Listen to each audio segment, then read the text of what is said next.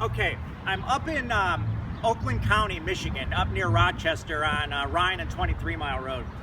Regular subdivision here, but what's really cool is about 2 baseball throws that way, I'll call it, and there's something up there that I don't think that very many people here even know is there, but it's one of the most historically cool things in Michigan, and I'm going to tell you that story, so come on. Okay, here's where the story gets really interesting. So I'm a couple of baseball throws from that neighborhood over there where we started, and in their backyard is something that maybe none of them know is there. And it's very, very cool, but a little context first. In 1825, the Erie Canal was completed, and it allowed merchants to float goods from New York all the way to Buffalo and into the Great Lakes without having to go all the way around the St. Lawrence Seaway and all the way down through Montreal, Toronto, blah, blah, blah, blah. So it really saved a lot of time and money, and it changed the American economy. A really important deal. So in 1837, 12 years later, a couple of things happened. One is Michigan becomes a state.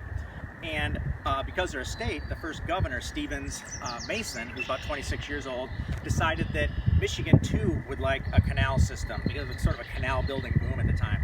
And what it would do is it would allow merchants to float goods across the state like this instead of around the top. That trip around the top is about 700 miles.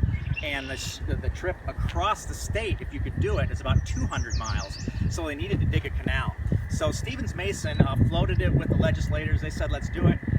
He also floated bonds in New York City, and they paid for it, but this was 1837. The other thing that happened in 1837 is there was an economic panic on the East Coast, and the economy went all to hell. So everybody was losing their jobs, and it was just this real madhouse. But it didn't affect Michigan yet because it took a long time for that to ripple out here. So they started building a canal from Lake St. Clair all the way down to about south of Holland on the other side of the state. They got about 30 miles into this hand-dug canal and had to stop because they ran out of money. A couple of years later, it was like 1843 or so. They ran out of money, the workers got mad and stole all the stuff that they were using to dig it and so on and so forth. Anyway, I'm standing where the canal is, and let me show you this thing. It's really cool. It's a very straight ditch that's filled with water, and you'll see what I mean.